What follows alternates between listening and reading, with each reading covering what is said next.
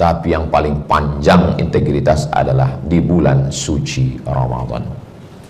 Syahadat, sholat, zakat, puasa, haji. Di puasa inilah integritas itu ditanamkan, kejujuran paling panjang. Masuk jam 12.30 menurut waktu Indonesia Barat, Riau, waktu zuhur. Semua pegawai, karyawan, perusahaan BUMN masuk ke toilet untuk mengambil wudhu. Kunci pintu toilet, tak ada CCTV, tak ada Inspektorat Jenderal, tak ada BPK, tak ada KPK. Melihat air dalam bak macam cincau, tinggal menambah santan sama gula merah aja lagi. Kalau dia mau, dia masukkan gayung, dia minum satu gayung, dia masukkan kepalanya ke dalam. Pas mau keluar dari toilet itu, keringkan bibir, miringkan kepala. Tak ada yang tahu. Tapi tidak ada satupun muslim yang mau melakukan itu. Kenapa? Dia sedang dididik kejujuran, integritas. Cobalah tengok nanti pas bulan Ramadan, orang Islam kalau dia kumur-kumur, sekali memasukkan air ke mulut, meludahnya 5 kali. Padahal sekali aja dikeluarkan air itu sudah habis, tidak ada lagi air di dalam. Kenapa? Takut tertelan. Hanya saja tidak sejalan, tidak seiring antara integritas dalam ibadah dengan integritas dalam aktivitas sehari-hari. Begitu takutnya tertelan air wudhu, air kumur-kumur setetes, tapi tidak takut tertelan air yang lain. Air korupsi, air nepotisme, air yang lain-lain. Alhamdulillah air-air itu sudah tidak ada lagi sekarang karena efisiensi. Air galon sudah tak ada lagi. Bapak Ibu yang dimuliakan Allah Subhanahu wa ta'ala. Kalau cerita tentang kejujuran, itu kan Nabi Muhammad, Pak Ustadz. Itu kan Abu Bakar, Umar, Utsman, Ali, Tolhah, Zubair, Aisyah, Ruqayyah, Ummu Kulsum. Itu kan orang-orang hebat, penghuni surga, wali-wali Allah. Di zaman sekarang masih ada orang berintegritas.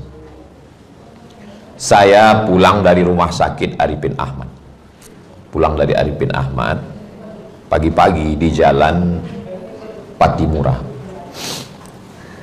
Dari jalan Patimura itu ditanya orang, Ustadz dari mana? Saya bilang, saya menjenguk ada pegawai kantor gubernur yang sakit.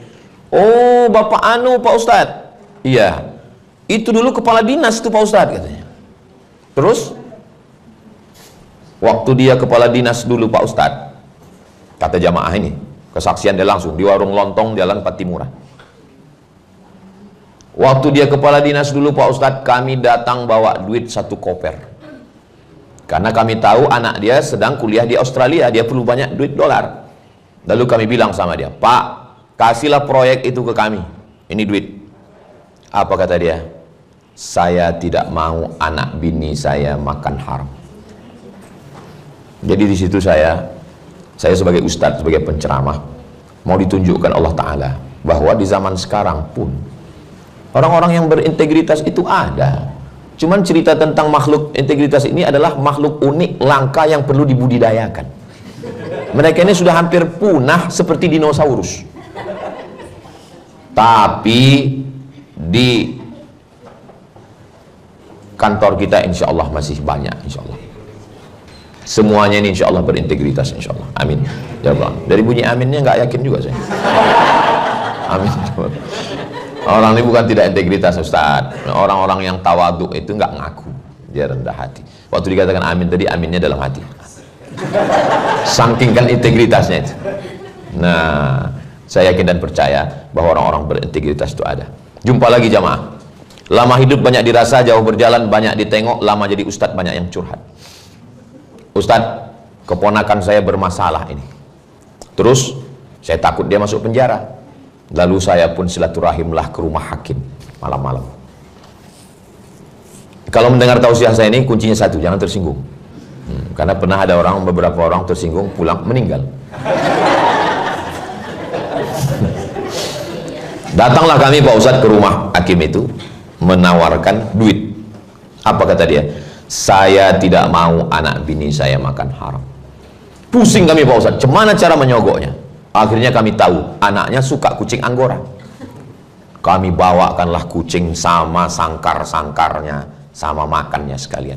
Pak, ya ini ada oleh-oleh sedikit, mudah-mudahan anak bapak. Rupanya orang kalau mau nyogok itu dicarinya.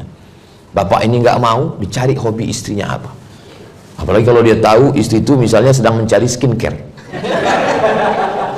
tahu dia lempuk durian. Makanya dibalik seorang hakim yang luar biasa itu ada perempuan 2 orang yang sangat luar biasa. Apa itu? Ibunya dan istrinya. Karena boleh jadi orang akan datang melalui ibunya, orang tak bisa menolak ibunya, orang datang melalui istrinya.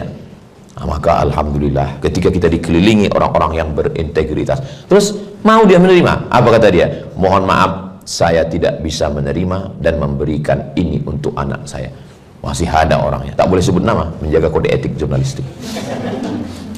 Apa maknanya? Bahwa di tahun ini 2025, di abad yang ke-15 Hijriah, orang-orang jujur itu masih ada. Jadi kalau ada orang mengatakan, alah dunia ini udah rusak Pak Ustadz, maka bilang sama dia, dunia ini tidak rusak, yang rusak kau aja. Dunia ini masih baik, masih banyak orang baik-baik. Saya pun kalau dipuji orang, itu Ustadz Somad itu orangnya sangat berintegritas, itu kan karena nggak ada kesempatan. Coba letakkan saya di pimpinan proyek, kalau nggak saya bantai semuanya. Susah untuk integritas. Kebetulan saya kan buka sekolah boarding school, pesantren dan non boarding. Jadi waktu penerimaan santri ini, yang mendaftar tahun ini sekitar 300-an, yang diterima hanya 3 kelas. Masuklah WA, Ustadz tolonglah anak saya, mau diterima nilainya tak cukup, mau tak diterima kita nanti jumpa sama dia tak enak hati. Jadi macam manalah cara saya mengelak dan menyelamatkan diri saya? Maka cara saya menyelamatkan diri saya, semalam begitu saya masuk ke mobil, langsung datang satu orang, Ustadz kemarin anak saya daftar kok nggak lulus, katanya. Mati saya ini. Alhamdulillah dapat saya jawaban. Saya bilang begini, masalah penerimaan sudah saya serahkan semua ke ustazah, dan saya tidak ikut campur masalah itu, Bu. Dan saya takut menghadap ustazah ini, saya bilang. Alhamdulillah setelah itu selamat saya. Entah setelah itu dia menelpon istri saya, wallahu alam. Alhamdulillah saya selamat. Disitulah saya paham, rupanya memang berat. Baru hanya sekedar menerima anak sekolah. Bagaimana kalau saya jadi pejabat? Berapa orang yang mau anak keponakannya jadi PNS, jadi P3K? Zaman saya kecil dulu, P3K itu kan kotak keselamatan kecelakaan. Sekarang semua mau jadi kecelakaan.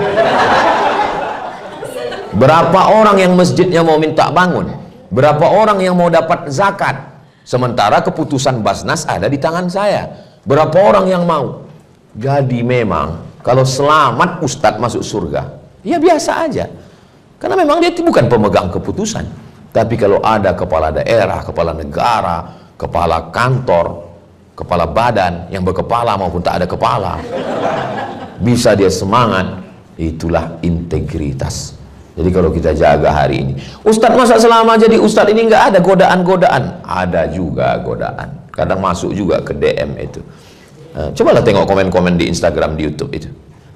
Ustadz jadikan aku yang kedua ya. Mohon maaf, walaupun saya tausiah di sini, tapi ini kan yang menonton ini nasional, semua menonton. Kan ini nanti akan diupload di channel Ustadz Abdul Somad Official. Jangan lupa subscribe, like, share. Jangan sakit hati, jangan tersinggung kalau saya tidak pernah balas komen dan tidak pernah balas DM, tidak pernah balas message. Kenapa? Karena saya tahu tentang lemah diri saya. Maka Instagram, Facebook, Twitter, TikTok, saya tidak tahu passwordnya. Nggak tahu saya passwordnya. Karena kalau tahu saya passwordnya, saya buka. Iya, kalau yang ngirim itu biasa-biasa aja. Kalau cantik, emang saya nggak tertarik. Saya tahu siapa diri saya. Banyak juga itu yang kata dia, apalah Ustadz Somad ini, kita nggak pernah dia balas komen kita. 10 jari kuangkat, 11 dengan kepala. Memang itu untuk menjaga, bukan hanya untuk menjaga diri saya, untuk menjaga kalian juga, viewer, follower, dan subscriber. Kita saling menjaga dengan itu. Kenapa? Karena kita lah yang paling tahu tentang siapa diri kita. Ustaz Somad, alhamdulillah ini kami sudah mengumpulkan uang di depan gereja HKBP seberang Masjid An-Nur. Datang bapak-bapak ngajak saya jumpa, berdirilah kami di depan pintu gerbang. Ustadz, ini ada duit. Untuk apa? Untuk Ustadz ganti mobil, ini untuk DP-nya. Bergetar juga jantung saya waktu itu. Saya bilang, saya cukuplah dengan mobil yang udah ada itu. Karena kalau ku terima duit ini Pak, tak selamanya hubungan kita baik. Nanti tiba-tiba kalian undang saya tak bisa datang, kalian marah sama saya. Karena kalian udah ngasih banyak duit ke saya bilang. Tapi kalau hubungan kita baik seperti ini, pas saya lagi capek, saya bilang aku tak bisa datang, kalian maklum, tak selamanya hubungan kita baik. Akhirnya sampai hari ini hubungan saya dengan jamaah ini baik. Lalu kemanalah duit ini Pak Ustadz kami serahkan? Bukalah dulu Pak Ustadz. Saya tak buka, saya takut karena kalau saya tengok banyak, saya ambil. Saya berusaha kepada diri saya sendiri. Kemudian suatu ketika ceramah kira-kira 20 menit. Habis 20 menit duitnya satu kotak Indomie lah. Ini kalau 10.000 udah berapa ini? Tak usah kita hitung Bu, nanti tergoda saya. Assalamualaikum Ustaz Somad. Waalaikumsalam. Ini ada duit katanya. Mak, saya tengok rupanya jantung kita ini kalau lagi normal itu kan pasti menengok kotak itu. Jantung ini tidak normal itu biasanya disebabkan dua. Yang pertama jatuh cinta, yang kedua jatuh tempo. Macam mana cara saya supaya menjaga hati saya? Lalu saya bilang sama yang ngantar ini, bawa kotak ini ke Koki Sunda Jalan Sudirman. Di belakang Koki Sunda itu ada Pajar Harapan. Bawakan ke Pajar Harapan, serahkan sama Bapak Ketua Panti, foto, nanti fotonya kirim ke saya, biar saya kirim ke yang mengasih tadi. Begitu sampai saya kirim. Terima kasih Bapak, ini sudah kami serahkan ke Pajar Harapan. Mudah-mudahan bermanfaat untuk kita semua. Lalu kemudian suatu ketika, banyak juga yang tunggu sebentar ya, saya ingat-ingat lagi. Ustaz Somad, mobil Ustaz ini kalau kami lihat ini sasisnya ini nggak cocok untuk Riau Pak Ustaz. Riau ini jalannya ini goncang, kami khawatir nanti Ustaz kecelakaan. Jadi kami mau kasih mobil yang kira-kira kalau jalan dia kuat. Tolong KTP Pak Ustadz. Saya kirim foto KTP saya. Beberapa hari setelah itu, alhamdulillah Ustadz, mobilnya sudah sampai Merak Bakauheni, udah nyebrang. Insya Allah nanti beberapa hari ini kami telepon Ustadz ya, mobilnya sampai nanti insya Allah di rumah. Saya bilang, saya ini bukan Ustadz yang kaya. Saya ini rumah kecil, garasinya tak banyak, tak muat nanti parkir. Jadi gimana? Kalau Bapak tetap kirim juga, nanti saya serahkan lagi ke Panti Pajar Harapan, saya bilang. Tak lama setelah itu, agak-agak 5 menit, mohon maaf Pak Ustadz, mobilnya balik lagi ke Jakarta. Memang berat. Itu. Makanya balasannya surga. Balasan orang yang jujur itu surga. Kenapa? Karena berat. Nah, kalau ada orang mengatakan berat sekali untuk berintegritas nih Pak Ustadz, karena balasnya surga. Kalau ringan, balasnya kipas angin sama rantang. Karena berat itulah maka disebut orang yang berintegritas itu disebut dengan istiqomah. Kalau berat namanya istiqomah, kalau ringan namanya istirahat. Jadi boleh bagi yang ada usaha sablon baju kaos sampingan boleh dibuat. Kalau berat istiqomah, kalau ringan istirahat. Tapi yang punya baju-baju kaos sablon kalau bisa yang nilai religi, ada nilai-nilai nasihatnya. Supaya apa? Supaya semua jadi nasihat. Saya semua mau, seperti saya masuk ke kantor nih tadi, itu tulisan yang ada di dinding-dinding itu semuanya bernilai nasihat. Yang ada di bawah-bawah itu semua saya tengok. Oh, jadi setiap kata yang tidak nasihat. Sampai yang di bawah-bawah lampu di bawah kipas angin pun nasihat. Kalau sudah habis matikan. Efisiensi. Integritas ditanamkan itu semua. Tapi di balik integritas itu juga dalam Islam mesti ada namanya punishment. Mesti ada hukuman. Karena nggak bisa kalau hanya sekedar marilah kita bersifat jujur, nggak bisa. Mesti ada kepastian hukum. Ini anak Ustadz Dr. Faisal Saleh. Dia ini kalau mau ke rumah saya minta sendiri. Saya mau ke rumah Ustadz Somad. Aduh, jadi saya pernah diundang orang, Ustaz Somad, kami mau buat acara untuk anak-anak muda, kira-kira Ustadz yang khusus anak muda itu cocoknya siapa ya, katanya. Lalu saya inventarisir, Koh Denis, Ustadz Salim Afillah, Ustadz Hanan Attaki, itu khusus anak muda. Saya bilang, kalau Ustaz Somad, saya ini lintas usia, saya bilang. Sampai anak kecil pun cari-cari saya, dari mulai anak kecil sampai orang tua. Pernah suatu ketika datang ke UIN, waktu saya masih ngajar, saya keluar dari UIN 2019. Ustaz Somad, anak saya ini demam, memanggil-manggil nama Ustaz. Ustaz Somad, Ustaz Somad, katanya. Bawa anak ibu besok kemari, insya Allah bawa. Anak 5 tahun, saya sangka 18. Anak 5 tahun. Peluk, foto, usap kepala, kasih minum, sehat enak ya. Itu tak lama kemudian ada dosen tarbiyah, Ustaz, bisa ke rumah kami di tepi Sungai Siak. Kenapa? Saya bilang, mertua saya demam mengigau. Ustaz Somad. Datang saya ke rumah itu menengok, nenek-nenek udah banyak cucu. Alhamdulillah, yang selama mengalami yang begini cuma 2. Kalau tak anak-anak, nenek-nenek. Belum pernah anak gadis lagi. Untuk menguji integritas saya juga itu. Waktu saya naik pesawat, saya beli tiket pesawat ini memang ekonomi, tak pernah saya beli bisnis, ekonomi. Tiba-tiba datang satu orang pakai jas, pakai dasi, dia bilang, Ustaz Somad, pindah ke bisnis. Jadi kalau Bapak Ibu lihat nanti, mana tahu kita jumpa di pesawat saya duduk di bisnis, itu karena syafaat itu. Syafaat orang berdasi tadi. Agak-agaknya begitulah nanti kita di ekonomi itu, di neraka jahanam, kemudian ditarik ke bisnis, masuk ke surga Jannatul Firdaus. Setelah masuk, duduk, dia cerita, Ustaz Somad, saya sudah lama ngefans dengan Ustaz. Dalam hati saya, wow. Tapi tidak saya tunjukkan, saya pura-pura kalem aja kan.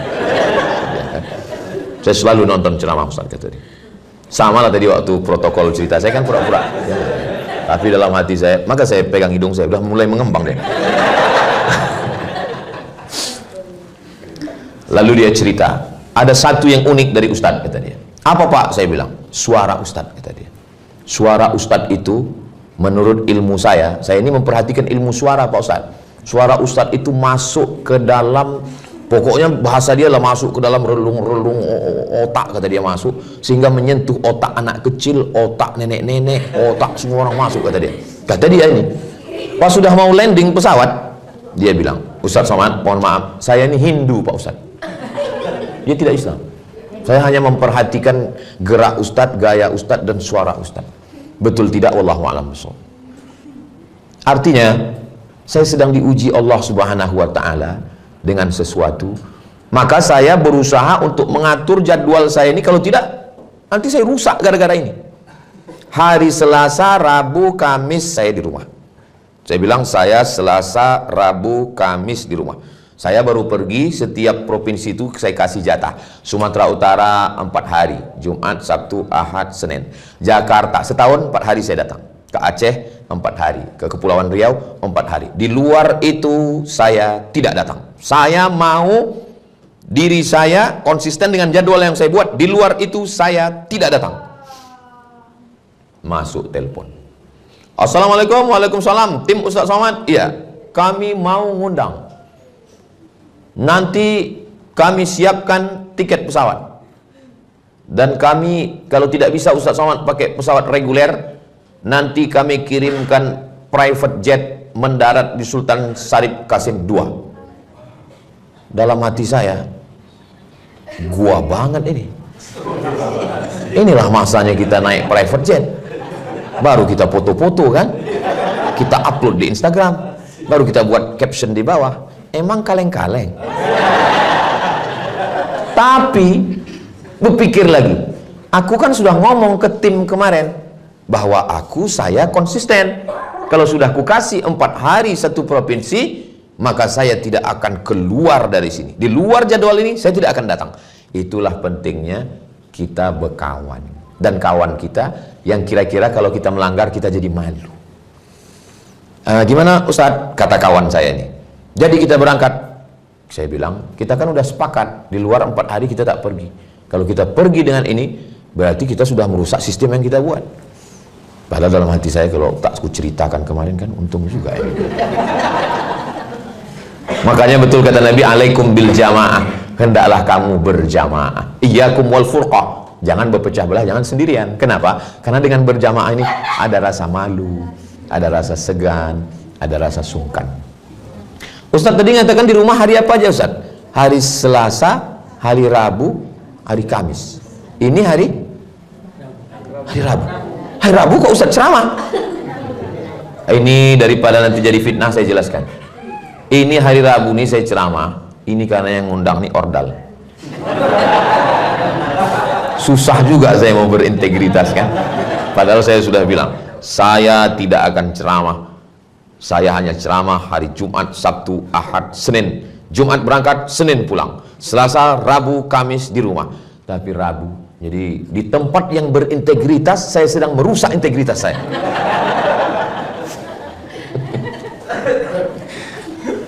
Itu perlu saya ceritakan di sini supaya apa? Jangan ada dusta di antara kita. Nanti mana tahu ada. Alah Ustaz Somad itu ngomong aja itu integritas katanya nggak mau keluar hari Selasa, Rabu, Kamis. Tuh buktinya kemarin ada rekamannya. Itu lain, itu dakwah menyambut Ramadan. Pandai kalian lah menolong saya. Saudara yang dimuliakan Allah Subhanahu wa taala, mungkin orang bisa berintegritas, tapi kalau sudah bicara tentang keinginan anak, keinginan istri, keinginan kawan, karena persahabatan, banyak sekali sangkutan-sangkutan kita. Tapi kalau Allah menjaga hati kita, ala fil jasadi mudghah, di dalam jasad tubuh badan ini ada satu gumpal. Kalau dia baik, insya Allah yang lain ikut menjadi baik. Kalau dia rusak, yang lain ikut menjadi rusak. Mudah-mudahan Allah menjaga kita semua insya Allah. Amin.